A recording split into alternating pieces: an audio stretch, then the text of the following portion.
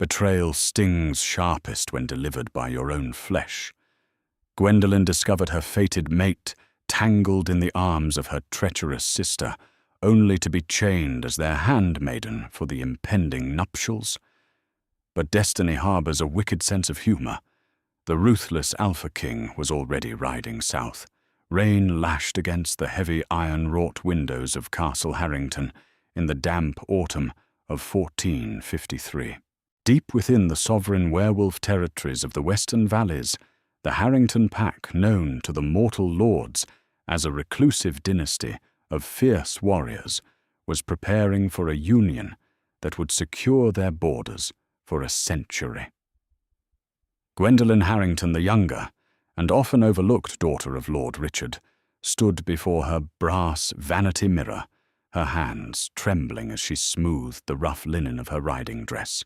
Today was her 18th naming day, the sacred milestone when a wolf's inner senses fully awakened, allowing them to finally recognize the scent of their goddess-given mate. For months, Lord Richard had been negotiating a marital alliance with House Beaumont, the wealthy and arrogant rulers of the neighboring riverlands. The heir to the Beaumont legacy was Lucian, a golden-haired warrior whose reputation for ruthlessness on the battlefield was matched only by his devastating charm in the courtly halls. Everyone in the castle, from the high-born lords down to the scullery maids like old Beatrice, assumed Lucian was destined for Isolde. Isolde was Gwendolen's elder sister, the golden child of the Harrington family, blessed with cascading blonde curls, piercing sapphire eyes, and a manipulative cruelty that she hid flawlessly behind a porcelain smile. Destiny, however, cared little for the political machinations of ambitious fathers. As Gwendolen descended the spiraling stone staircase toward the grand hall for the evening feast, a scent hit her like a physical blow.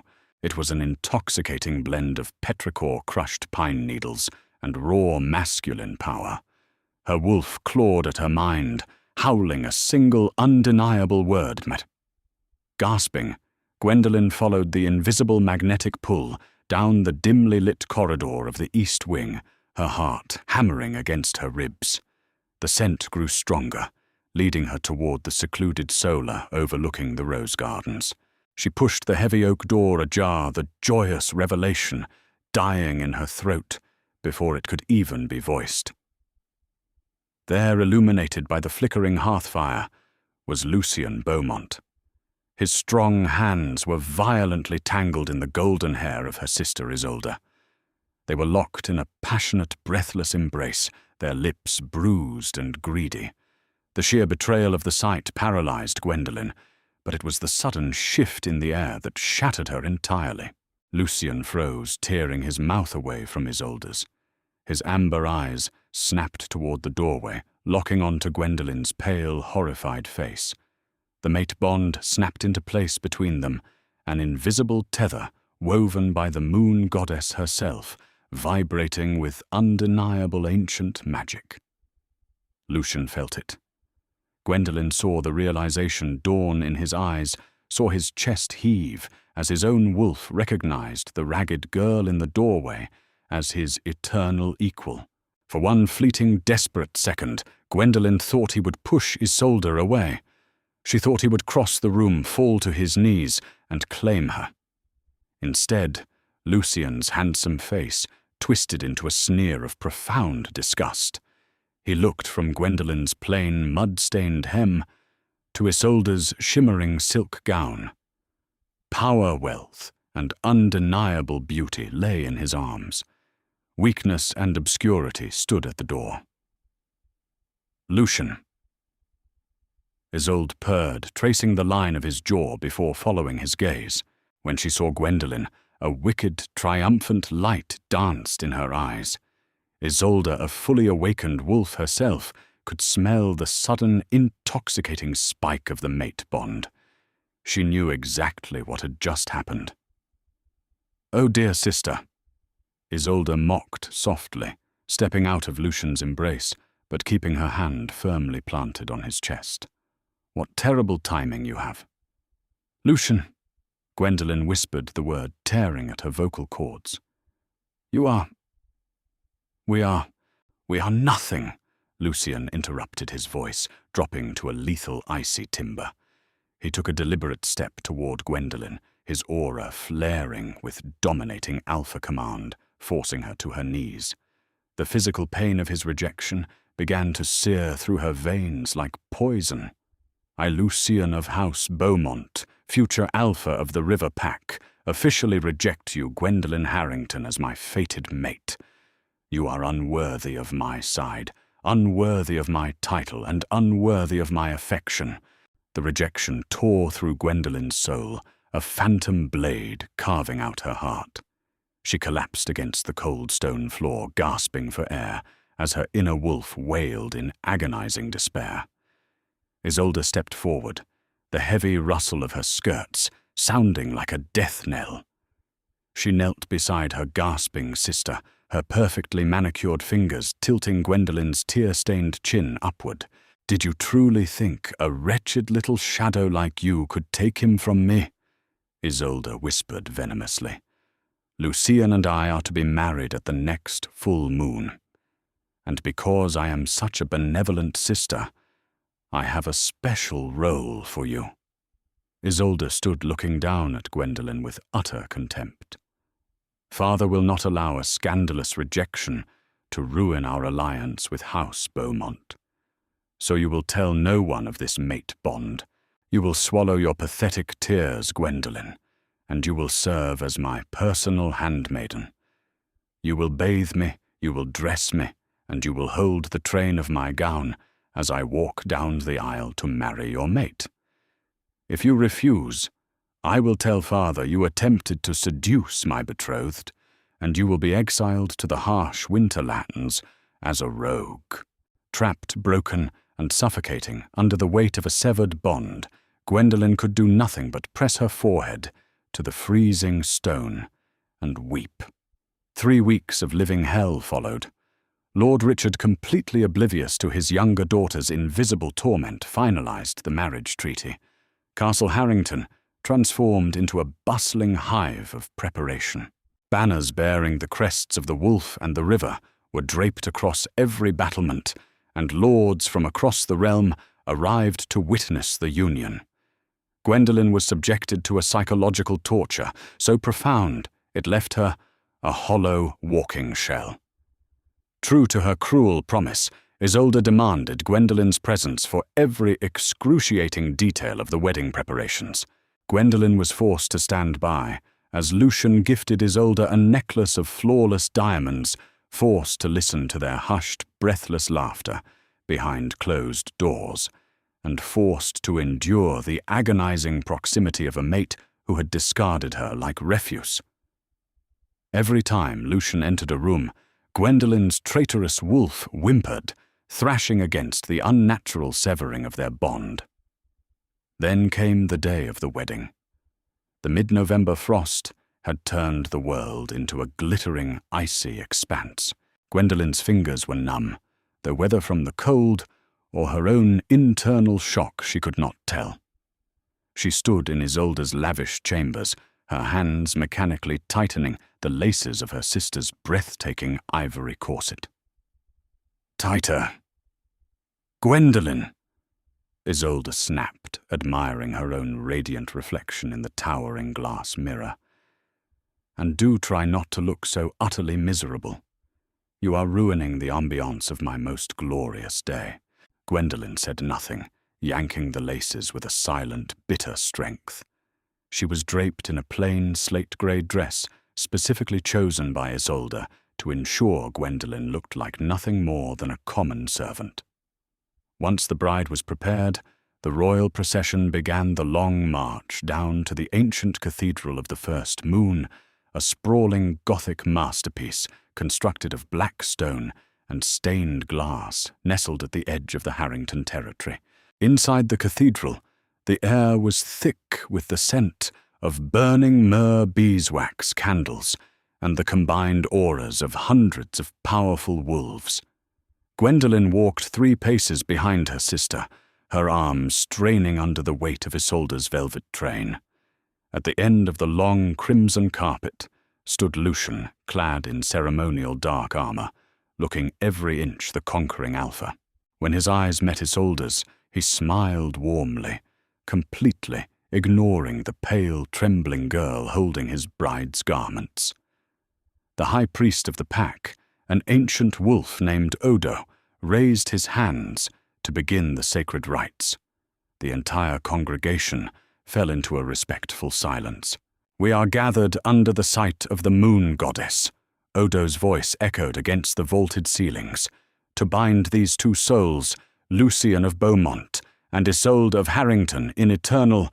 A deafening, earth-shattering crack interrupted the holy man. The heavy, reinforced iron doors of the cathedral did not just open, they were violently blown off their massive iron hinges, crashing into the stone foyer with the force of a siege weapon. Screams erupted from the highborn guests. Werewolves in the congregation instantly shifted their bones, cracking and reforming, as they threw themselves in front of their mates, growling at the sudden, violent intrusion. Lucian drew his ceremonial broadsword, stepping in front of Isolde. A suffocating, terrifying wave of power flooded the cathedral. It was an aura so heavy, so ancient and suffocatingly dominant that weaker wolves immediately dropped to their knees, clutching their throats as they gasped for breath. Even Lucian staggered, his golden eyes widening in sheer primal terror. Through the dust and splintered wood of the ruined entryway, a silhouette emerged. He was a mountain of a man, clad in battle-worn armor of midnight steel, draped in a thick pelt of silver fur. His raven-black hair fell around a face that was brutally handsome, scarred by countless wars, and set in a mask of lethal, unyielding authority. His eyes, piercing, glowing crimson, swept over the terrified congregation. It was King Valerius Cavendish, the Alpha King of the Northern Reaches, the Sovereign of Shadows, the most feared, ruthless, and powerful werewolf to walk the continent in 3 centuries. He was a myth of bloodshed and conquest, a ruler who answered to no pack, no lord, and no treaty. He had never ventured this far south, never meddled in the trivial politics of the lower territories. My king," Lord Richard stammered, dropping to one knee, trembling so violently his armor clattered. The rest of the congregation quickly followed suit, an entire cathedral of proud warriors kneeling in absolute submission. Even Lucian, swallowing his pride, sank to the stone floor. Only 2 people remained standing. Isolde, too, paralyzed by shock and vanity to move, and Gwendolen, who was frozen in place at the altar. King Valerius did not look at Lord Richard. He did not look at the lavish decorations, the high priest, or the glittering nobles. His glowing crimson eyes locked dead onto the front of the altar. He began to walk down the aisle. Each heavy footstep of his steel-capped boots echoed like a war drum in the silent cathedral. The sheer force of his presence caused the stained glass windows to rattle in their lead frames. As he approached, Isolde suddenly snapped out of her daze. Believing in her insurmountable arrogance that the Alpha King had heard of her legendary beauty and come to claim her instead of Lucian, she puffed out her chest, a triumphant, greedy smile spreading across her face. She stepped forward, practically shoving Lucian aside, ready to offer her hand to the monarch. Valerius didn't even blink at her. He walked straight past Isolde, his armored shoulder aggressively brushing her aside, as if she were an annoying insect, causing her to stumble into the altar. The Alpha King stopped. He was standing directly in front of Gwendolen. Gwendolen's breath hitched in her throat. Up close, the king was terrifyingly massive, his presence overwhelmingly intense. But as she looked up into his fierce, glowing red eyes, an impossible, world-tilting scent enveloped her. It was the scent of burning cedar ozone from a violent thunderstorm and deep, ancient magic. Her wolf-battered, rejected, and dying from Lucien's cruelty, suddenly roared back to life with the force of a tidal wave. King Valerius reached out his massive, scarred hand, remarkably gentle, as his leather-clad fingers brushed a stray lock of hair from Gwendolen's tear-stained cheek. The touch sent a jolt of pure, electrifying heat straight to her core. The Alpha King's deep, gravelly voice echoed through the deathly quiet cathedral, commanding and absolute. I have torn through 3 kingdoms, crossed frozen rivers, and marched my armies for 20 days to find the source of the agony crying out to my soul. Valerius stated, his eyes narrowing dangerously as he finally glanced back at Lucian and Isolde, his fangs subtly descending. And I find my fated queen dressed as a servant, weeping in the shadow of a coward. Gasps echoed through the vaulted cathedral, bouncing off the ancient stone walls like fragile glass, shattering into 1,000 irredeemable pieces. The congregation remained paralyzed, their collective breath hitched in their throats as they witnessed the impossible. King Valerius Cavendish, the mythical terror of the frozen north, was kneeling before the neglected, slate-grey-clad daughter of House Harrington. Gwendolen trembled, her wide eyes locked onto the glowing crimson irises of the Alpha King. The raw, unfiltered agony that had plagued her existence for the past 3 weeks vanished instantly. In its place, a roaring inferno of power and belonging surged through her veins. The severing of her previous bond had left her soul a barren wasteland, but the sheer magnitude of Valerius's presence was like a torrential downpour, breathing vivid, wild life back into her fractured spirit.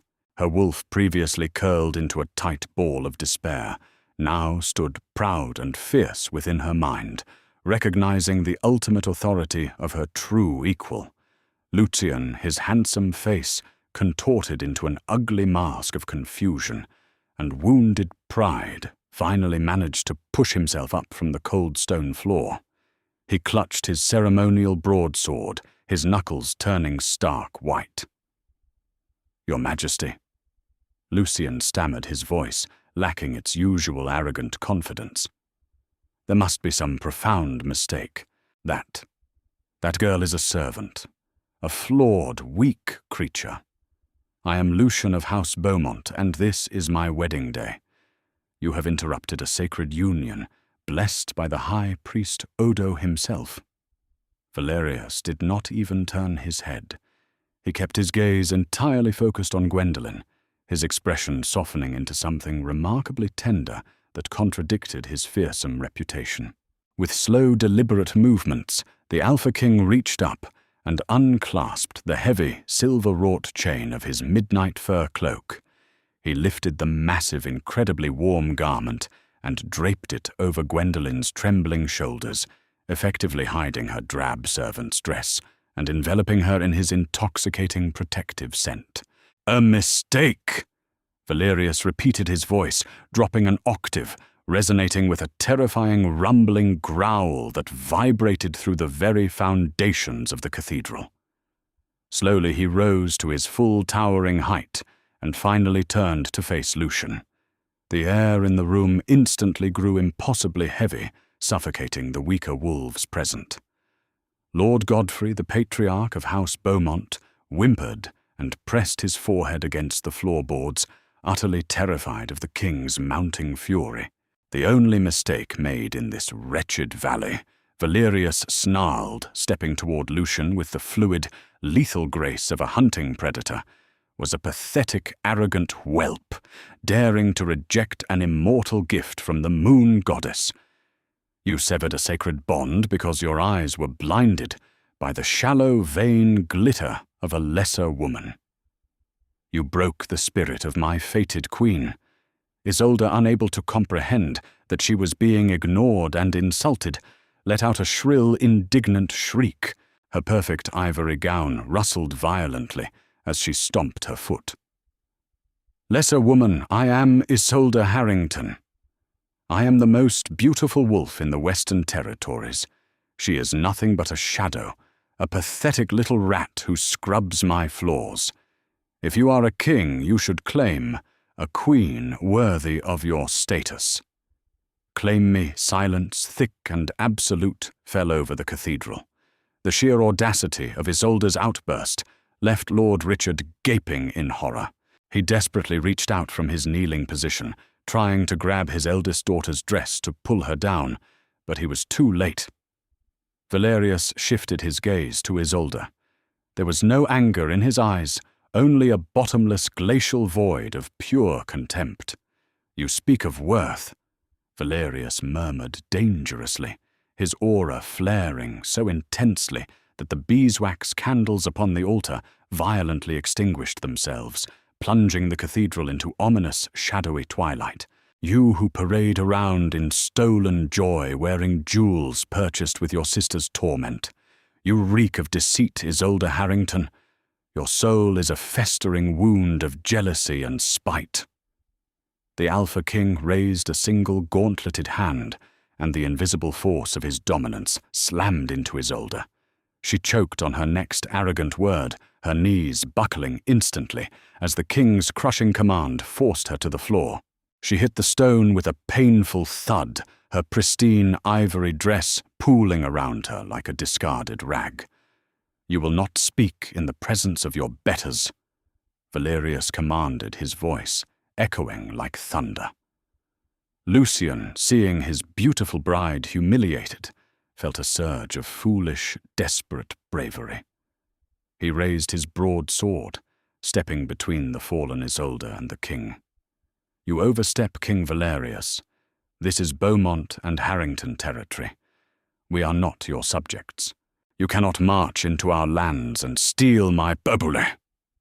Before Lucian could finish his sentence, Valerius moved with a speed that defied comprehension. In a blur of midnight steel, the Alpha King closed the distance. He didn't even draw his own weapon. Instead, Valerius simply reached out his massive armored hand, clamping around the steel blade of Lucian's sword.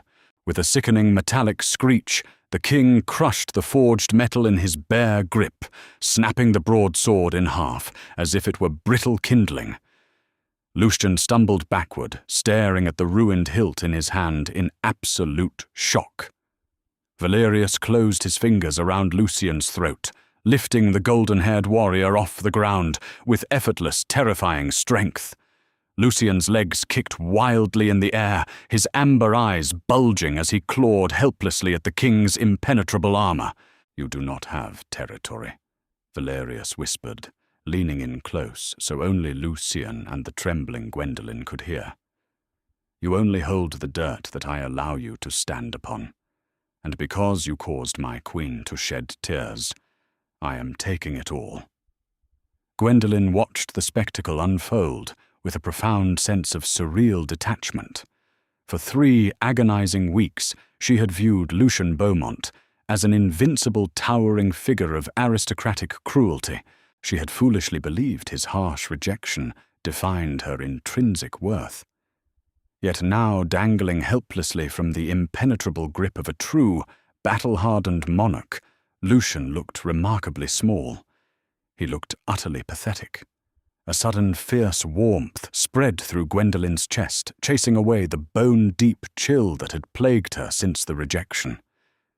It was the mate bond, Valerius's magnificent unbroken bond, feeding her strength, whispering ancient, undeniable truths into her mind. The moon goddess had not cursed her with Lucian's betrayal. She had meticulously saved her. The first bond was merely a cosmic tether, a brutal test of character, designed to weed out the unworthy. Lucian had failed spectacularly, proving his soul was corrupt and shallow. In doing so, he had cleared the path for destiny to weave its true grand masterpiece. Valerius tossed Lucian aside, as if discarding a piece of rotten fruit. The defeated warrior crashed violently into the heavy oak pews, groaning in misery as several bones cracked upon impact. House Beaumont's elite guards, stationed along the cathedral walls, did not move a single solitary muscle to defend their fallen heir. To challenge the Alpha King of the North was to invite absolute, unapologetic annihilation. Lord Godfrey! Valerius's voice boomed, turning his glowing crimson gaze toward the patriarch of House Beaumont. The elderly lord practically choked on his own terror, crawling forward on his hands and knees. Mercy, King Valerius, I beg of you. My son is a fool, blinded by youth. Your son is a treacherous coward who desecrated a sacred rite. Valerius stated coldly, his imposing silhouette casting long, terrifying shadows across the stained glass. For his arrogance, House Beaumont's eastern borders are hereby dissolved and absorbed by the northern crown. The fertile river lands now belong to me. Furthermore, you will strip this pathetic whelp of his alpha heir status. Lucian will live out his miserable days as a common sentry in your diminished ranks. If I hear he has been granted comfort or privilege, I will march my vanguard down here and burn your estate to ashes." Lucian let out a hollow, agonizing wail. From the splintered pews, the harsh reality of his destroyed future crashing down upon his shoulders. He had traded a divine royal destiny for a shallow political alliance, and now he had lost absolutely everything. Valerius then pivoted slowly, his heavy boots grinding against the stone floor. "Lord Richard." Gwendolen's father whimpered, his face pale and slick with nervous sweat as he bowed so low his forehead scraped the stone. "Yes, Your Majesty. We did not know. We had no conceivable idea she was meant for you. Please spare my family. Your ignorance is almost as deeply offensive as your pathetic parenting." Valerius sneered, refusing to even look at the cowering lord. Instead, he returned to Gwendolen's side, his entire demeanor softening as he gently took her small, cold hands in his massive, gauntleted own. His thumbs respectfully brushed over her knuckles. "You allowed a priceless jewel of the goddess to be treated as dirt beneath your boots. For this unforgivable oversight, House Harrington will pay a heavy tithe to the northern reaches for the next 50 years. Half of your winter grain, half of your iron, and half of your gold will be sent to my capital. If a single cart is late, your head will adorn a pike on my fortress walls." Lord Richard wept openly, nodding frantically. "Yes, Your Majesty. Anything you command, Your Majesty." Isolde, still pinned to the floor by the lingering, crushing weight of the king's alpha command, stared up at her sister with venomous, tear-filled eyes. Her flawless facade was completely shattered, leaving only an ugly, desperate monster behind. "Gwendolen!" She hissed, her fingers clawing helplessly at the flagstones. "You planned this, you treacherous, conniving little witch. You sent for him." Gwendolen stepped forward. The heavy, silver-tipped fur cloak of the king trailed majestically behind her, completely obscuring her drab servant's dress. In that moment, she did not look like a forgotten daughter. She appeared majestic, imposing, and entirely untouchable. She looked down at the elder sister, who had relentlessly tormented her, who had forced her to swallow her own misery while holding the train of a stolen wedding gown. "I did nothing, Isolde. Gwendolen," said her voice, remarkably clear, steady and ringing with a newfound sovereign authority that shocked every noble in the room. "You and Lucian dug this miserable grave with your own vanity and cruelty. You wanted to be a bride so desperately. You hungered for the attention, the power, the superficial glory." Gwendolen leaned down, her steady hand grabbing the jagged, ruined half of Lucian's shattered broadsword from the dusty floor. Isolde flinched, a flash of genuine fear crossing her sapphire eyes for the first time in her pampered life. But Gwendolen did not strike her sister. With a swift, decisive motion, she hooked the razor-sharp edge of the broken steel under the ornate laces of Isolde's breathtaking ivory corset and sliced upward. The priceless silk and velvet ripped open, effectively destroying the magnificent gown beyond repair. keep your glory." Gwendolen declared the indisputable power of a queen, lacing her every syllable. "You are no longer the prized, untouchable daughter of House Harrington. As my first decree as Queen of the North, I strip you of your noble standing within this pack. You will take my former place in the shadows. You will scrub the soot from the hearths, you will wash the hounds, and you will serve the very scullery maids you once mocked.